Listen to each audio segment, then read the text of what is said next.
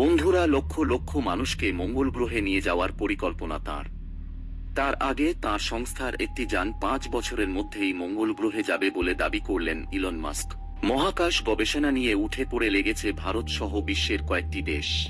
এখন মহাকাশে কেবল নাসা বা ইসরোরা নয়, বেসরকারি সংস্থাও রকেট পাঠায়, যার সর্বাগ্রে রয়েছে ধনকুবের ইলন মাস্কের সংস্থা স্পেসএক্স।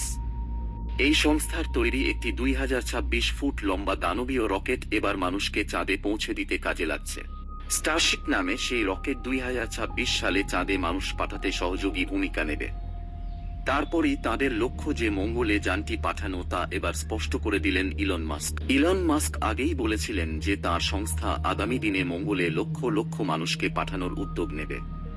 তার আগে আগামী 5 বছরের মধ্যেই তার স্টারশিপ মঙ্গলে যেতে চলেছে বলে এই সংস্থার তৈরি একটি 2026 ফুট লম্বা দানবীয় রকেট এবার মানুষকে চাঁদে পৌঁছে দিতে কাজে লাগছে। বন্ধুরা, মহাকাশ সম্বন্ধে নতুন নতুন আপডেট পেতে চ্যানেলটিকে সাবস্ক্রাইব করুন পরবর্তী ভিডিও দেখার জন্য।